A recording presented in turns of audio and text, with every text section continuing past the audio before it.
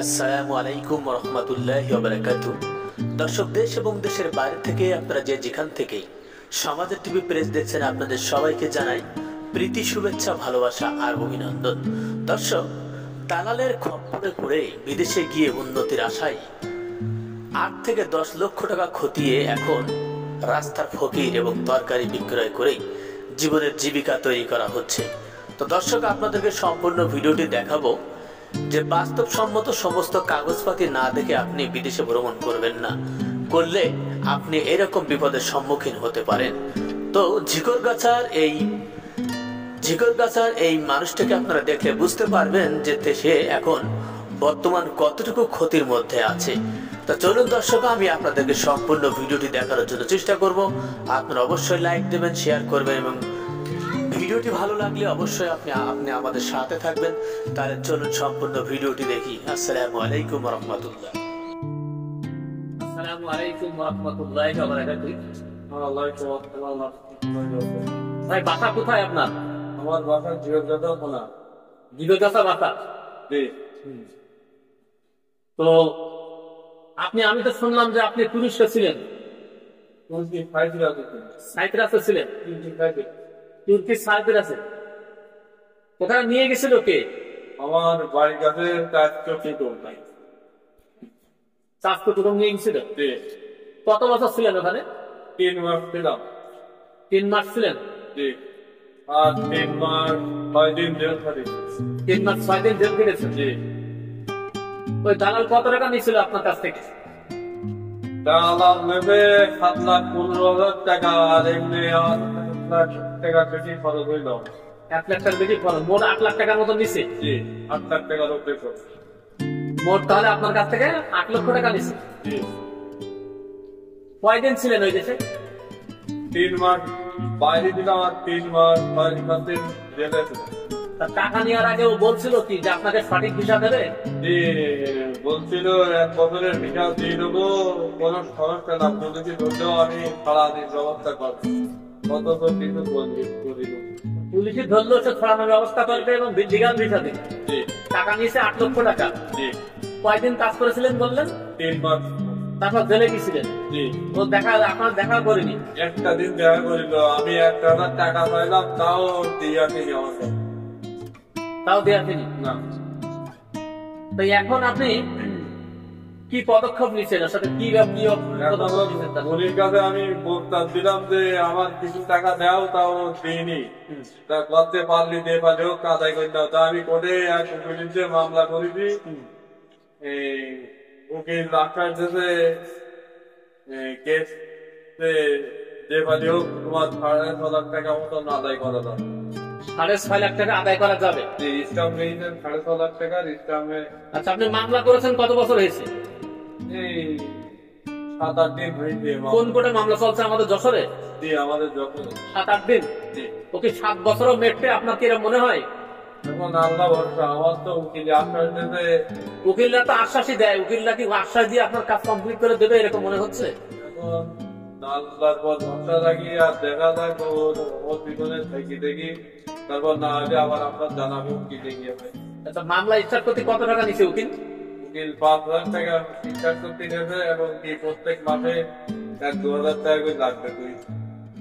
1-2 হাজার টাকা প্রতি মাসে লাগবে? হাজিরা দিতে গেলে মামলায় 500 টাকা নেয়, আর আপনার কাছে প্রতি মাসে 2,000 টাকা নেবে উকিল। এই কথা বলে কি পুলিশ যাবে তো নোটিশ দেবে, প্রথম চালানে হয়তো ওইরকম 7,000 টাকা পুলিশ টাকা নেবে 1,500 টাকা 2,000 টাকা নেবে এরকম বলছে। এরকম কিছু আগে ছিল পুলিশ বাদীর কাছ থেকেও টাকা নিত 1,500-2,000, বেবাদীর কাছ থেকেও 1,500-2,000 টাকা নিত। হ্যাঁ হ্যাঁ, উকিল যেটা পাঠাইছে পুলিশের টাকা নেওয়ার ইখতিয়ার তো নাই। এখন আমি কি করব? এখনো তো আপনার কাছে টাকা নেয়নি দেশে? আমার কাছে টাকা নিইনি, 5,000 টাকা আমি দিয়েছি। আচ্ছা, উকিল আপনাকে আশ্বাস দিয়েছে যে কতদিনের ভিতরে এই মামলা শেষ হবে? বলে 3-4 মাস তো লাগবেই। 3-4 মাস লাগবে? 3-4 মাস লাগলে তো আলহামদুলিল্লাহ, তাহলে মনে করবো যে ভালো। 5 বছর 6 বছর আপনার কাছ থেকে উকিল টাকা খেলো, আপনার কিচ্ছু হলো না। দর্শক, আপনারা দেখতে পাচ্ছেন ইনি সাইপ্রাসে গিয়েছিল 8 লক্ষ টাকা খরচ করে দালালের খপ্পরে পড়ে। 3 মাস সেখানে কাজ করছিল, তারপর জেলখানায় ছিল, তারপর বাসায় এসে এখন দেখেন নিঃস্ব ফকির হয়ে গেছে। এখন এই যে তরি তরকারি বিক্রি করছে, এই যে গাড়ি দেখতে পাচ্ছেন আপনারা। তো যাতে করে ইনি সঠিক বিচারটা পান,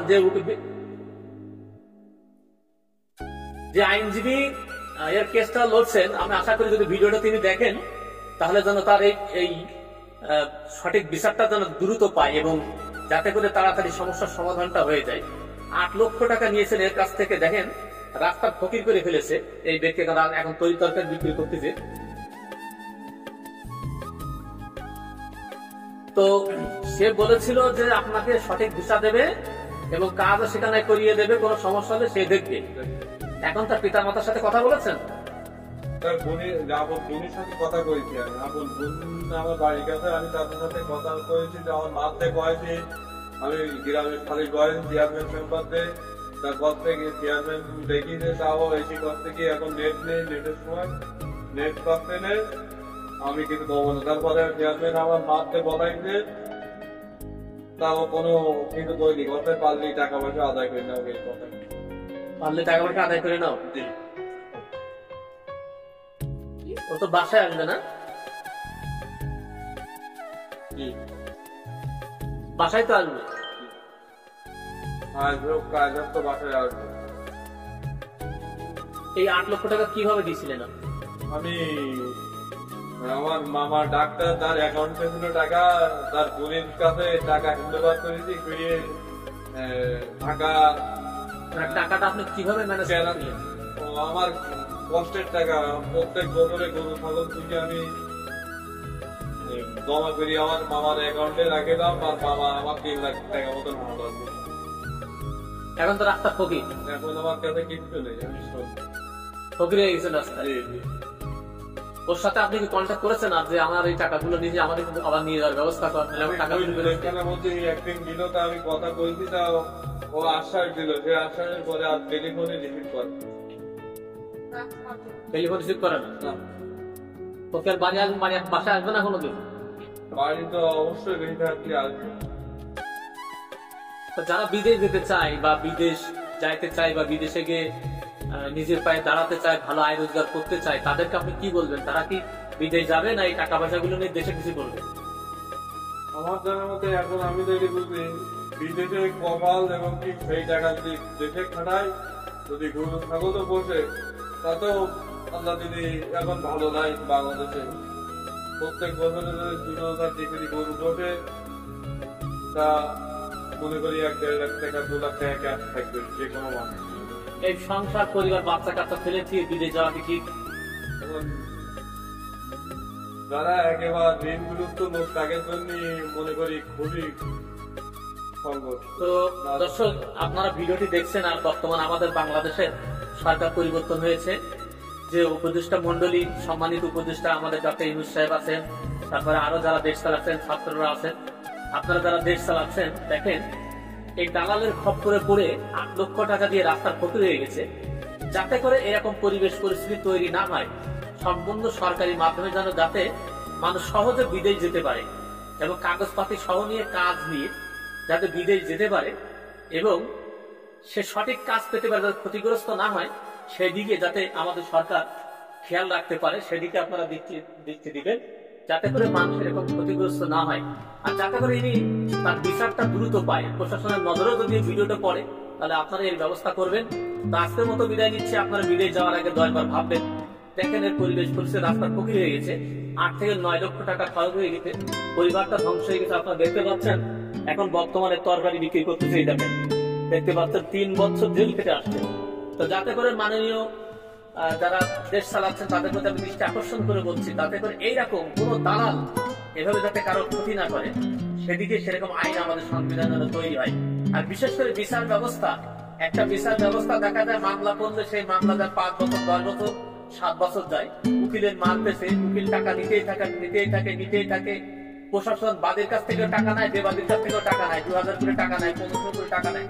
যাতে করে এইগুলো না হয়, সত্য বিচার যাতে এই ছেলেটা পায়, সেদিকে আমি দৃষ্টি আকর্ষণ করে বিদায় নিচ্ছি। সমাজের টিভি প্রেস থেকে আমি মোহাম্মদ আলমগীর হোসেন।